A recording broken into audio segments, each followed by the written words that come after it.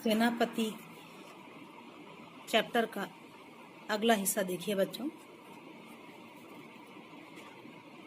तोर्यो है पिनाक नाक पाल बरसत फूल, सेनापति कीर्ति बखाने रामचंद्र की, लेके जयमाल सिय बाल है बिलो की छवि, दशरथ लाल के बदन अरविंद की, परी प्रेम फंद उर बाढ़्यो है अनंत अति, आछी मंद मंद चाल चलती गयंद की, बरन कनक बनी बानक बनक आई, झनक मनक बेटी जनक नरिंद की। यहाँ वरमाला डालने के लिए जाती हुई सीता जी के सौंदर्य का वर्णन किया गया है। तोर्यो है पिनाक कि श्री राम ने शिव जी के धनुष पिनाक को तोड़ दिया है और इस पर प्रसन्न होकर के नागपाल अर्थात इंद्रलोक के स्वामी, स्वर्गलोक के स्वामी इंद्र फूलों की वर्षा कर रहे हैं। सेनापति कीर्ति बखाने रामचंद्र की, और इस प्रकार से इंद्र श्री राम के यश का गायन कर रहे हैं, कीर्ति का बखान कर रहे हैं। लेके जयमाल सिय बाल है बिलो की छवि, जयमाला लेकर के आती हुई सीता जी श्री राम के दशरथ लाल के बदन अरविंद की मुख रूपी कमल की शोभा को देख रही हैं, मुख रूपी कमल के सौंदर्य को देख रही हैं। परी प्रेम फंद उर बाढ़्यो है अनंत अति, और उनके सौंदर्य को देख करके वे उनके प्रति प्रेम के फंदे में पड़ गई हैं। उर बाढ़्यो है अनंत अति, और उनके हृदय में श्री राम के प्रति अत्यधिक प्रेम उमड़ रहा है। आछी मंद मंद चाल चलती गयंद की, और वे जयमाला लिए हुए मत गयंद की गति से, हाथी की गति, हथिनी की गति से धीमे धीमे चल रही हैं। बरन कनक बनी, वे उज्जवल रंग की हैं, गोरी हैं और सुनहरे रंग की हैं। बरन कनक बनी, अपने उज्जवल रंग में बानक बनक आई, सुंदर बानक वेश धारण कर किए हुए तथा झनक मनक आभूषणों की सुंदर ध्वनि से युक्त होकर के वे वरमाला डालने के लिए चल रही हैं। बड़ा सुंदर वर्णन है सीता जी का अंतिम पंक्तियों में।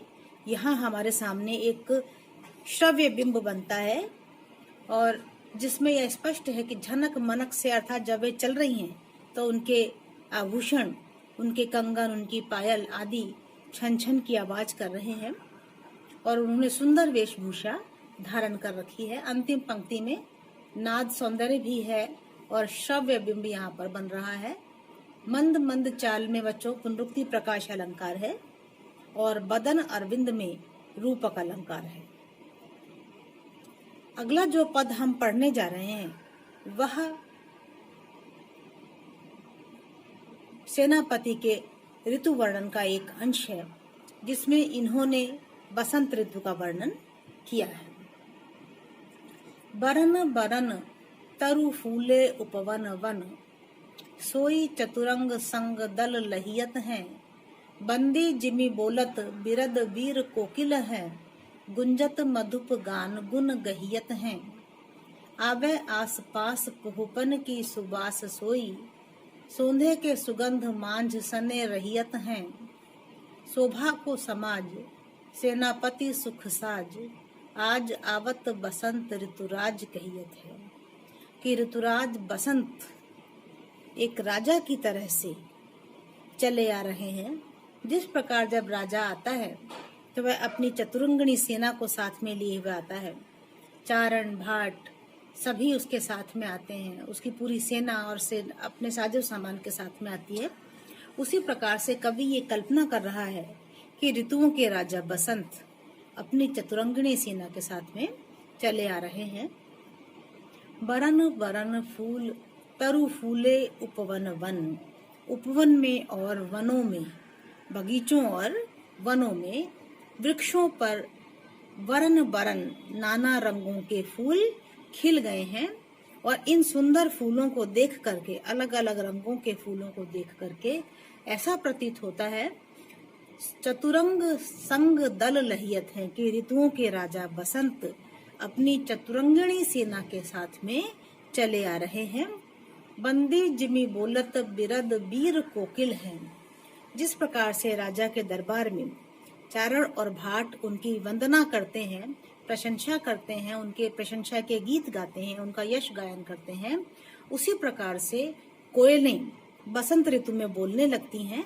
और कवि ये कल्पना करता है कि ये जो कोयलें बोल रही हैं, ये मानो ऋतुराज बसंत के प्रशंसा में, उनके यश के गायन में भाट आदि की तरह से बोल रही हैं, उनकी प्रशंसा कर रही हैं। बंदी जिमी बोलत, बंदी की तरह से, वंदना करने वालों की तरह से, गायकों की तरह से बोल रही हैं, यश गायन कर रही हैं। उपमा अलंकार है बच्चों इस पंक्ति में। गुंजत मधुप गान गुण गहियत हैं। और मधु भंवरे जो चारों ओर से गूंज रहे हैं, वे भंवरे गूंज करके अपनी वाणी में मानो राजा बसंत के गुणों का गान कर रहे हैं। आवे आस पास पुहपन की सुवास। आस पास जहाँ देखो वहाँ पुहपन अर्थात पुष्पों की सुगंध आ रही है। सोने के सुगंध मांझ सने रहियत है।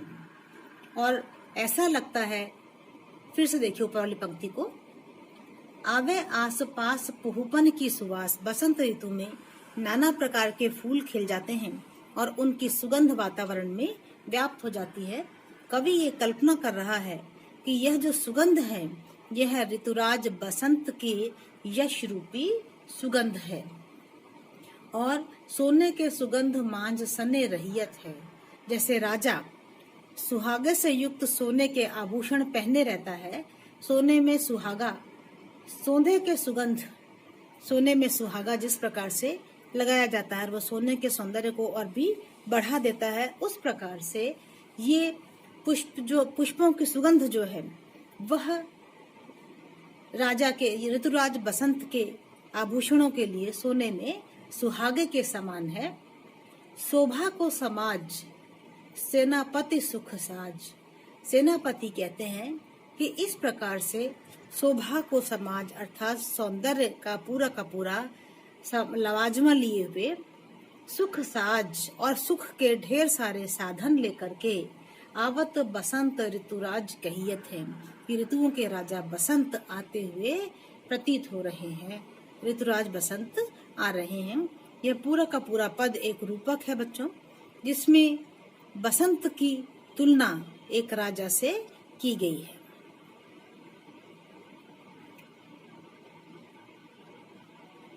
अगला पद देखिए। मलय समीर शुभ सौरभ धरन धीर।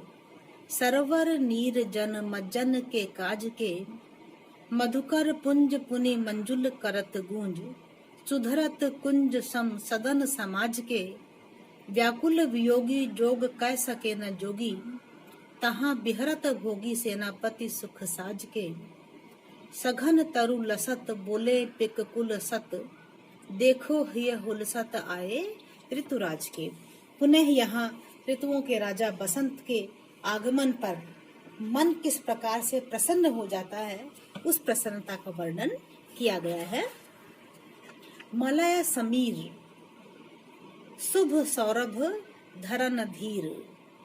मलय पर्वत से, चंदन से युक्त हवा सुंदर सुगंध को लिए हुए धीरे धीरे बह रही है। इस पंक्ति को आप फिर से देखिए बच्चों। मलय का अर्थ है चंदन, सौरभ का अर्थ है सुगंध। पवन जो है वह चंदन की शुभ सुगंध को लिए हुए मधुर